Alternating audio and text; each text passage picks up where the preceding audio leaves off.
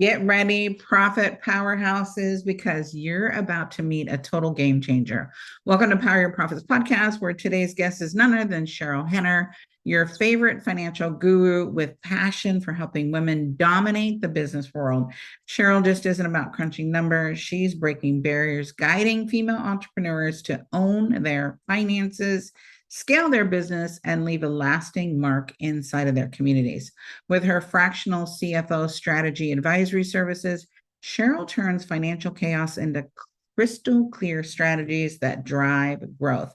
And talk about experience. She's got 20 years of executive magic under her belt, transforming companies, streamlining operations, and supercharging companies' cultures like the business ninja she is.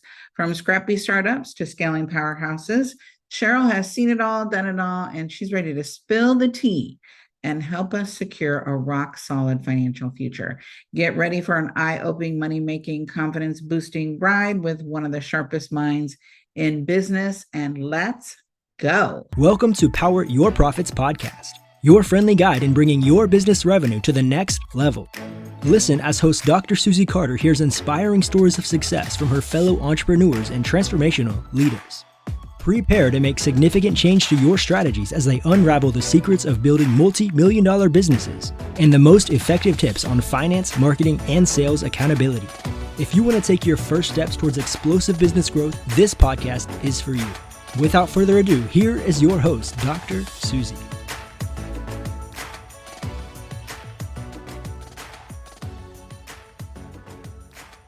All right. You're on a mission to empower women to rule their financial kingdom, which I love, love, love. What sparked your passion and how has your journey evolved along the way? Well, I spent most of my career in corporate, large companies, and really sort of understanding how companies work and what is critical to getting things done.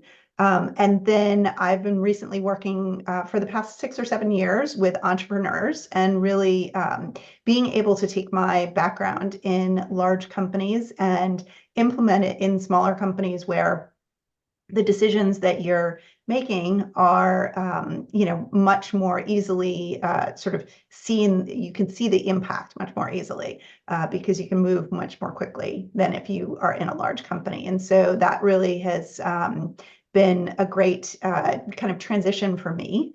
And being able to help these folks who have built their businesses or are in the process of building their business and seeing their sort of vision come to life is really inspiring. Awesome. So what are some of the critical things? Because you said, get the critical things done. What do you see as critical? Yeah, so I think understanding your finances and making decisions based on data. So taking the information that you have and putting that in an easily understandable way so that you can make decisions going forward based on data as opposed to based on gut feeling or how you've done it in the past, I think is super critical. And then just understanding where you want to go and planning for the future and making sure that you have that sort of North Star that you're marching toward. And so what data do you want them to have? So are you wanting them to be using QuickBooks? Are you wanting them to, like, what's the data that you find or your indicators that you're looking at that we might not be? So definitely a financial management system, whether it's QuickBooks or something else. There's plenty of good ones out there. So looking at your profit and loss statement every month, so what's coming in, what's going out, looking at your cash flow. So making sure that you know how much cash you need each month to run your business, and you know how much longer you have in the bank before your business runs out of cash. So that you can plan and determine if you can make some big investments or if you need to be more conservative for a little while. And that is just around the financial piece. And I also work with businesses to help them understand not just the financial piece, but strategically sort of what is their overarching goal and what are the KPIs that they need to achieve that goal. So whether it's sales and marketing or business development, goals and KPIs that we need to put in place, or operational goals. So depending on the type of business you have, I work a lot with professional services companies, and so we look at utilization. So we need to make sure that the team members are billed to clients as many hours as possible. And so that utilization is a really key metric, as one example. And so let's talk about money hurdles. What's some of the biggest financial roadblocks that you see that entrepreneur females are facing? And how do you help them turn those roadblocks into stepping stones? Yeah, I think one of the biggest roadblocks is just the fear of the unknown, right? And so not wanting to look at the numbers because you're not sure what they're going to say or how you're going to use them. And so I think the first thing that I like to tell people about when I start working with them is let's just start from where you are. Let's just look at what the bank statement says today, what your profit and loss says today. So take it in sort of these baby steps until you get comfortable, and then we can move on to the next phase of detail. But really just taking that, then starting to look at the numbers as Right. opposed to ignoring them. Yeah, I find a lot of clients just stick their head in the sand. Is that what you find? Mhm. Yeah, absolutely. Or they have the numbers, but they don't really know what to do with them, or they Right. don't What does it understand them. mean? Yeah. Yeah. That used to be me. I'm like, why do I have two P&Ls? I don't need two. And they're like, no, you need two. Like, why? One Yeah. says I have money, one says I don't. I don't like the one that doesn't. Right. And so when you are the ultimate financial multitasker, so balancing big picture strategy with nitty gritty, Mhm. being a fractional CFO, how do you make that combo a superpower for your clients? So I think because my background has a lot of operational experience in it, I didn't just come from the finance area. I have that broader viewpoint, and so can really be a good business partner with companies because they, it's one thing to understand what the numbers said happened in the past. It's another thing to take all of that data and figure out what to do with it in the future. And so when you look at where most entrepreneurs, right, feel Mhm. buried under financial chaos, what's your go-to advice to help us breathe easier and make smarter decisions? Yeah. So I think the first thing is to get a good bookkeeper or make sure that somebody is keeping track of the ins and outs, right? As an entrepreneur, a lot of times people start off trying to do everything themselves, but that's not really where the highest and best use of their time is. And so they need to have somebody that is watching the day-to-day financials for them. And once you have somebody who is keeping your books up to date, then you can go ahead and take those numbers, those statements, and turn them into action for your business. And really understanding, where are the key points of leverage for your business? Do you need to make some capital investments? Do you need to change your pricing, right? It's hard to figure out, are people buying the product at the right price if you don't see the underlying data of your financials. And so the understanding your financials will help you sort of make better decisions throughout the business. So let's talk about pricing because that's a huge one for every Yeah. entrepreneur because they pull it out of their genius zone, right? They're like, Mhm. oh, what does Cheryl charge? What does Susie charge? What does Bob charge? Okay, I'm going to charge this. So talk a little bit about pricing and what entrepreneurs should be doing when we're pricing our services versus just because I think looking at your competition is important, but it doesn't mean that's the pricing, right? So let's talk a little bit about that and your philosophy on that and what you recommend. Right. So I think the first thing you mentioned it's look at the competition and see what they're charging, but that's only a starting point, right? Then you have to understand what you are doing to differentiate your product or service from the competition. So what are the points that you have that they don't have that people are willing to pay more? And then I think you have to take into account, what does it cost to produce your product or service? So are you paying team members to do it? Are you paying manufacturing costs? Are there, hard goods like raw materials that go into it? So understanding all of the components that make up your product is super important as well, because you don't want to charge less than it's costing you to make your product. And then once you do all of those things, you need to test it in the market, right? So you need to figure out if people are going to buy it or not. And so then I think you should start going out with certain offers and see, are people buying it at offer A? Are people buying it at offer B? Can you bundle different pieces of your product together to make a bigger package that might give more value? So that you can get a higher price point for that. But then I think the other thing too is to look at the data when it's coming in and take the time to make those adjustments. So if you have a product that you think is great at a price that you think is right, but nobody's buying it, something's got to change. Either the product isn't hitting the mark or your price is too high. And so making sure that you're not so kind of stuck in the decisions that you made that you can't adjust and pivot going forward. And what do you see as the biggest mistake when we're setting our pricing? Not understanding your costs that go into delivering your product or service. Right. Yeah. Yeah. I mean, and that's going to make or break your business, right? Like you have to have a certain amount of profit over and above the costs that go into making your product or service, because you also have administrative overhead that you have to cover, right? That a lot of people don't take that into account, right? They think, okay, if I'm manufacturing a product and it costs me $5 to make, I can charge $6 for it. Well, no, because there's all kinds of other costs that go into running your business that aren't necessarily covered there. And so you probably need to charge $10 or even $15 in order to cover your costs. And then when looking at price increase, do you recommend like really looking at service-based businesses? Most of our clients are service-based businesses. What do you recommend for them raising their prices? Do you have them evaluated every quarter? What's your recommendation? You're listening to another episode of Power Your Profits podcast.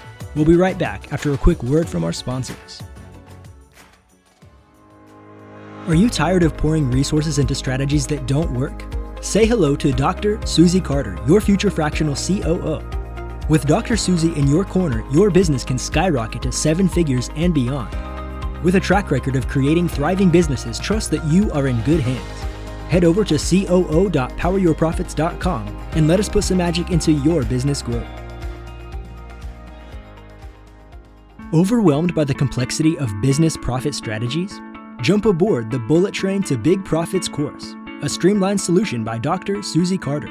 This course is designed to uncomplicate the path to profitability. Imagine being able to identify and execute profit strategies with ease, skyrocketing your revenues. Visit course.poweryourprofits.com and sign up for the Bullet Train to Big Profits course today. Yeah, I think probably every quarter might be a little bit too much because you're just seeing the data. I think every 6 months to a year, it's definitely worth it to go through and evaluate that pricing. And there's a couple of things, right? So if you're a service-based business and you have to hire people to provide those services, you're going to be giving them raises, right? So your costs are going up. But then also you might have a certain level of effort to deliver your service. And then as your team gets more efficient and more effective, they might spend less hours to deliver that particular service next year than they did this year because they know what they're doing better. And so therefore you can balance out that level of effort with the increase in cost to make sure that you're charging a fair price. Awesome. Let's talk a little bit about funding the business, because you said, making sure we have enough money before we run out. What's your philosophy on reserve funds, reserve capital? What should we be doing to mitigate the scary, right? I think the stats were 40% of small businesses went out of business during COVID, the pandemic, because they just didn't have the cash reserves. So it's incredibly important. So talk about how do we set it up so we don't sit in that situation.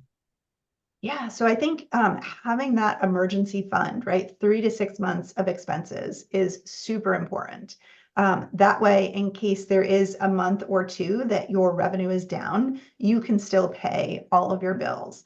And it's particularly important when it comes to payroll, right? Like you need to make sure that you have team members that you're able to keep up with that payroll.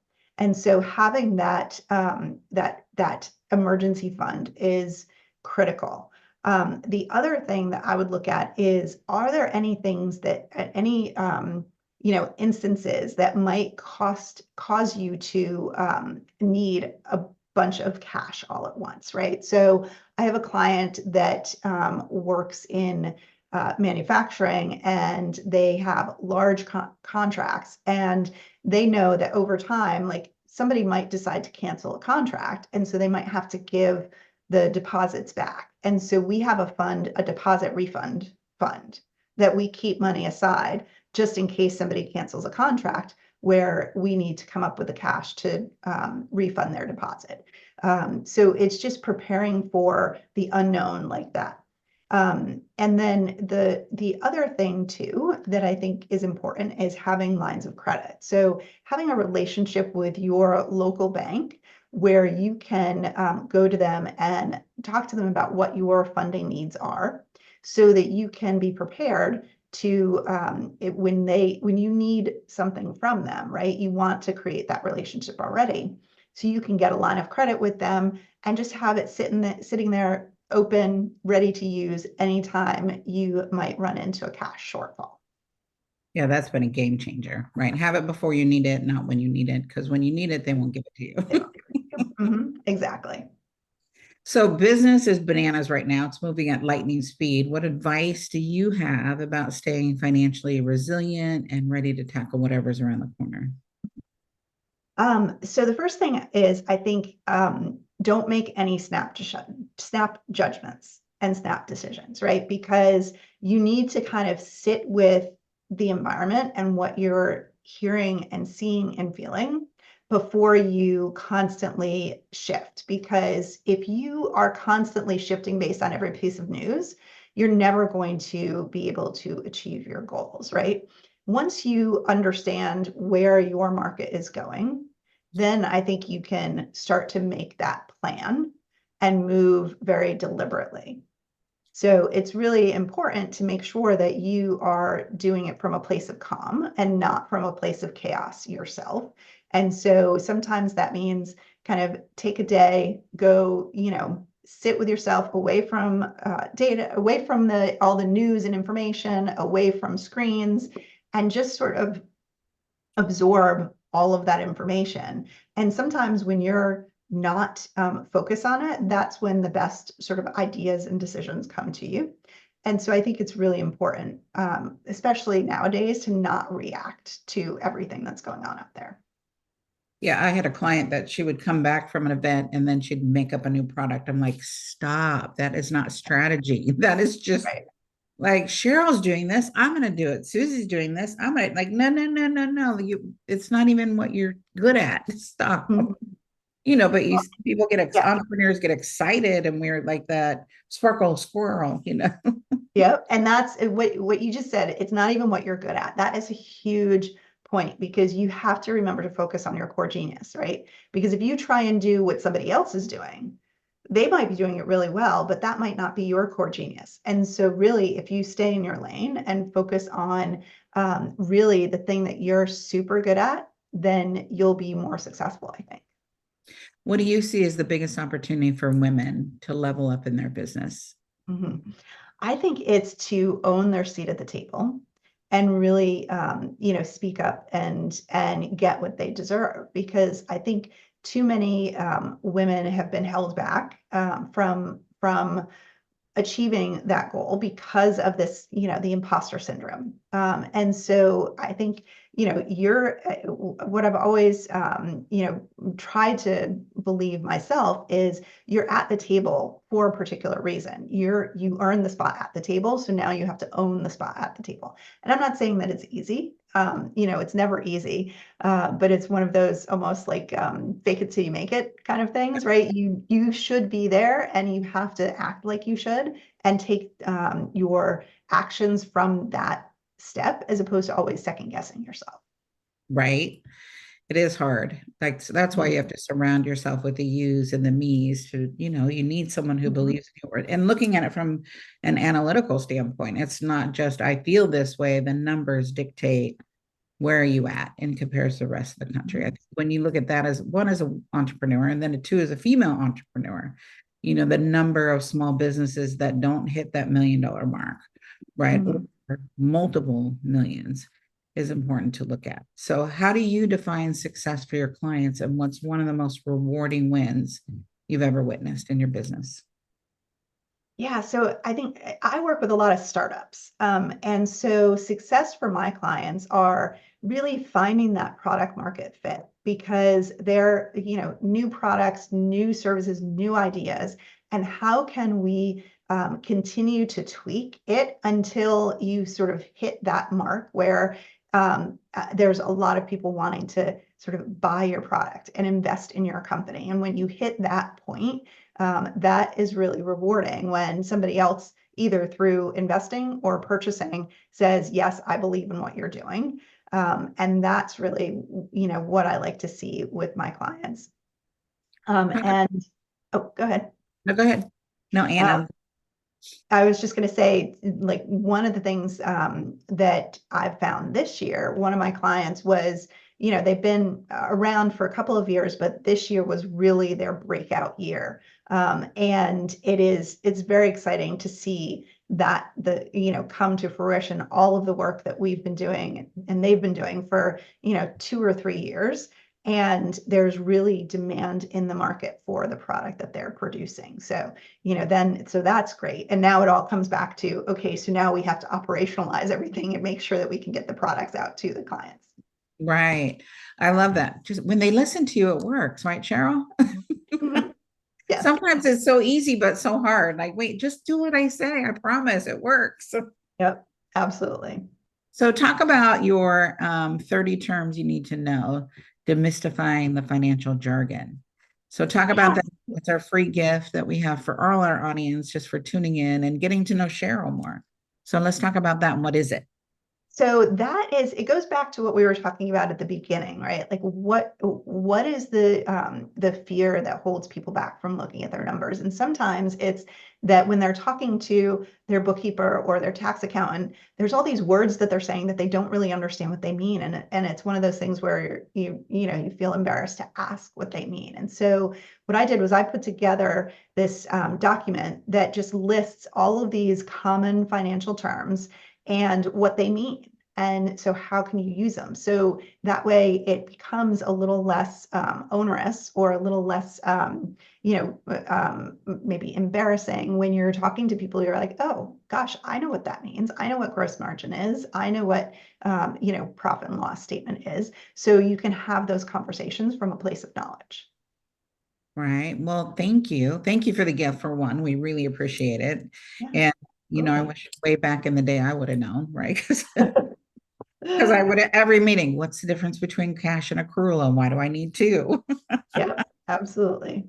And I think when you learn that it's okay, your job is to help us. I think as entrepreneurs, we're just trying to pretend we know it all. And you need a really good advocate, someone who will educate you and not make you feel stupid. Because I've been in many financial meetings where I just feel like a ding dong. And this had me find a you, right? I need to find someone who doesn't treat me like I'm an idiot because I'm asking these questions that are common sense for them, but not common sense for me. Right. Exactly. Yeah. And it's so important. You can't know everything. Right. And I know financial information, but I don't know everything. So, I go to my clients and I'll, often will say, like, I don't know this aspect of your business. So help me understand that better so that I can help you better. And I'll help you understand the financial aspect so that you can use that going forward.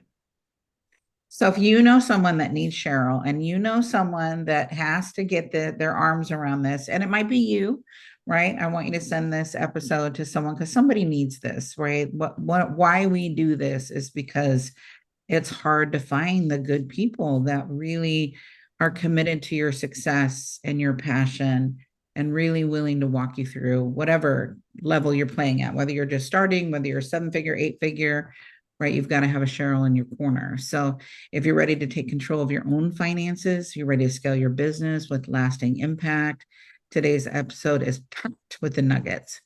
So don't just keep all this goodness to yourself, right? Share the episode with a fellow business owner, bestie, someone, because somebody needs this. And don't forget to hit that subscribe button because we love to hear from you. And until next time, keep dreaming big, making bold moves, and turning your profits into progress. Until next time, let's power your profits together. I'm Dr. Susie Carder with my guest, Cheryl Henner. It's been amazing having you, and we look forward to helping you grow your profits. Thank you for joining us for this episode of Power Your Profits podcast. Let these building blocks from today's most successful industry leaders equip you with the necessary resources and tools to finally establish the highly profitable business of your dreams. Want to hear more? Listen to more episodes at www.poweryourprofitspodcast.com. And don't forget to subscribe to the show. Now is your time to rise to the top of your game. So be sure to catch our next episode. Until next time.